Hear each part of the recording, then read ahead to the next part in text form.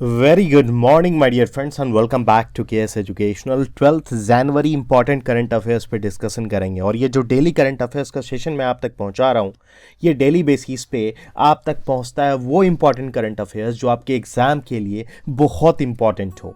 और जो कलेक्शन मैं आप तक पहुंचा रहा हूँ वो कलेक्शन आपके एग्जाम में दिखता है और मैं उसी तरीके से इसे फ्रेम करता हूँ।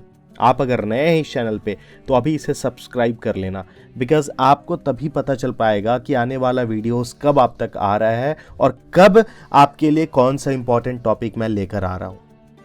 आने वाले किसी भी एग्जाम में ये इंपॉर्टेंट होगा, लाइक आपका रेलवे में, बैंकिंग में, एसएससी में बहुत इंपॉर्टेंट रोल प्ले करेगा, बिकॉज आपका जो करंट अफेयर्स का सेक्शन होता है ना, वो आपके स्कोर को मैक्सिमाइज कराता है। तो आगे बढ़ते हैं इस 12th जनवरी के इंपॉर्टेंट करंट अफेयर्स के सेशन पे। आप फेसबुक पेज और इवन इंस्टाग्राम पे केएस एजुकेशनल हब को फॉलो कर लें, लिंक आपको डिस्क्रिप्शन में दिया गया है। पहला सवाल ही देखिए कितना इंपॉर्टेंट है कि किसने भारतीय सेना के लिए लो स्मोक सुपीरियर केरोसिन तेल लॉन्च किया है।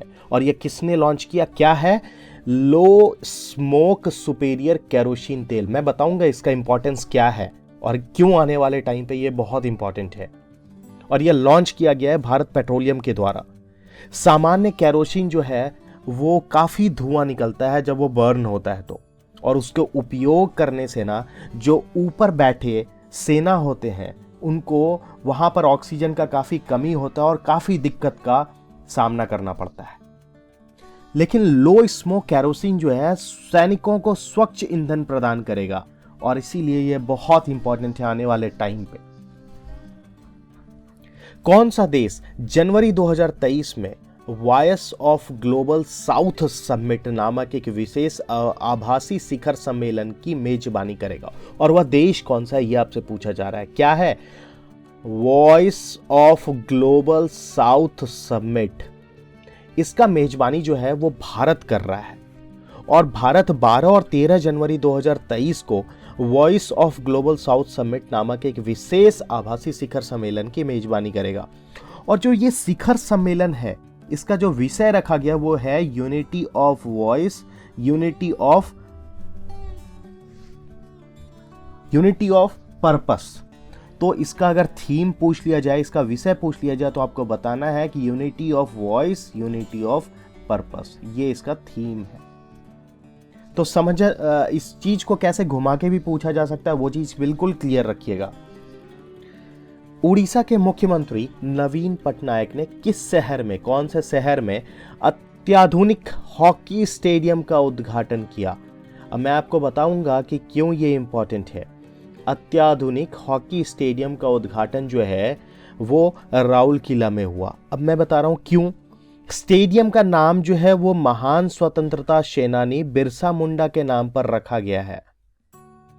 अब स्टेडियम को बताया जा रहा है कि दुनिया का सबसे बड़ा हॉकी स्टेडियम होगा। यह क्या होगा, दुनिया का सबसे बड़ा हॉकी स्टेडियम। तो आने वाले टाइम पे यह क्वेश्चन कितना रिपीट होगा आप समझ रहे होंगे। किस राज्य ने राज्य के विभिन्न हिस्सों में जाति सर्वेक्षण शुरू किया है, और यह राज्य कौन सा है। जाति सर्वेक्षण शुरू करने वाला जो राज्य है वो है बिहार। सुप्रीम कोर्ट के फैसले के अनुसार कौन सा मौलिक अधिकार राज्य या उसकी इकाइयों के अलावा अब अन्य व्यक्तियों पर, इंडिविजुअल्स के खिलाफ भी लागू किया जा सकता है। और यह कौन सा मौलिक अधिकार है जो सुप्रीम कोर्ट के फैसले के अनुसार होगा, यह है अनुच्छेद 19 और 21। और अनुच्छेद 19-21 में आपके मौलिक अधिकार की गारंटी दी जाती है। तो ये अनुच्छेद 19 और 21 याद रखिएगा, जो कि अब किसी भी इंडिविजुअल्स पर भी लागू किया जा सकता है। अमेरिकी प्रतिनिधि सभा के स्पीकर के रूप में किसे चुना गया है। यह चुना गया है केविन मैकार्थी। केंद्र सरकार ने लद्दाख की अनूठी संस्कृति, भाषा और रोजगार की रक्षा के उपायों पर चर्चा करने के लिए एक समिति का गठन किया है। और यह किसने का गठन किया, केंद्र सरकार ने। समिति की अध्यक्षता किसके द्वारा की जाएगी, ये जो अध्यक्षता है वो नित्यानंद राय के द्वारा किया जाएगा। क्या चीज है, लद्दाख की अनूठी संस्कृति, भाषा और रोजगार की रक्षा के उपायों पर यह समिति का गठन हुआ, जिसका कि अध्यक्षता नित्यानंद राय के द्वारा किया जाएगा। प्रवासी भारतीय दिवस के 17वें संस्करण का थीम क्या है? और प्रवासी भारतीय दिवस के 17वें संस्करण का थीम है diaspora reliable partners for India's progress in Amrit काल।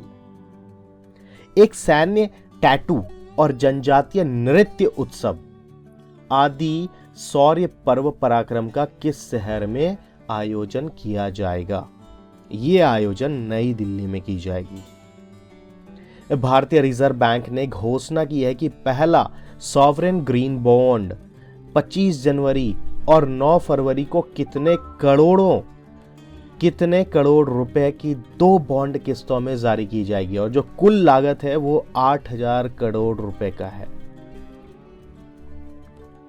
Nehru memorial museum and library ने किसके सहयोग से दिल्ली के इंडिया गेट पर astro tourism sky gazing event का आयोजन किया था, और यह किसके सहयोग से किया गया था?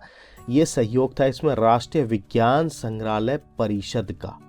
तो Nehru memorial museum and library plus राष्ट्रीय विज्ञान संग्रहालय परिषद। किसने डिजिटल इंडिया अवार्ड्स 2022 में नागरिकों के डिजिटल सशक्तिकरण श्रेणी में प्लेटिनम पुरस्कार जीता है? आई थिंक ये क्वेश्चन मैंने रिपीट करा है, लेकिन ये कुछ रीजन से रिपीट हुआ है।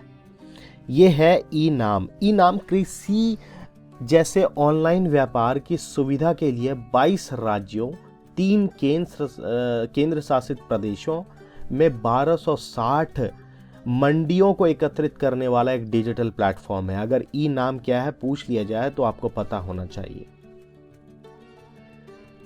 जियान लुका वियाली का निधन हो गया। क्या आप मुझे बता सकते हो कि यह किस खेल से जुड़े हुए थे? जियान लुका वियाली जो है वो एक फुटबॉलर थे। जियान लुका वियाली एक इतालवी फुटबॉलर, खिलाड़ी और प्रबंधक थे जो कि स्ट्राइकर के रूप में खेलते थे। किसने अपनी नई पुस्तक revolutionary the other stories of how India won it's freedom का विमोचन किया है? और किसने इस पुस्तक का विमोचन करा है?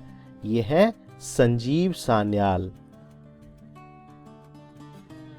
प्रतिवर्ष राष्ट्रीय युवा दिवस कब मनाया जाता है? युवा दिवस प्रतिवर्ष 12 जनवरी को मनाया जाता है, और भारत में स्वामी विवेकानंद की जयंती पर ही हम लोग प्रतिवर्ष राष्ट्रीय युवा दिवस मनाते हैं। तो अब तक जैसे इंपॉर्टेंट डेज हम लोगों ने देखा है वो क्या क्या है? राष्ट्रीय युवा दिवस हो गया 12 जनवरी, राष्ट्रीय मानव तस्करी जागरूकता दिवस 11 जनवरी, 10 जनवरी को विश्व हिंदू दिवस, 9 जनवरी प्रवासी भारतीय दिवस, विश्व युद्ध अनाथ दिवस हो गया 6 जनवरी, विश्व ब्रेल दिवस 4 जनवरी और 1 जनवरी को विश्व पारिवारिक दिवस हो गया। तो ये कुछ इंपॉर्टेंट कलेक्शन था आज आपके लिए। सब्सक्राइब करना ना भूलें केएस एजुकेशनल को, बिकॉज तभी आपको पता चलेगा कि क्या मैं आप तक पहुंचा रहा हूं। नोटिफिकेशन बेल दबा लीजिएगा, लाइक करना ना भूलें, because it's boost my morale. मेरा ही मोराल बूस्टअप होता है, मैं आप तक कुछ और अच्छा पहुंचा पाऊं। शेयर कर दीजिएगा इसे अपने दोस्तों के साथ, अपने फैमिली मेंबर्स के साथ।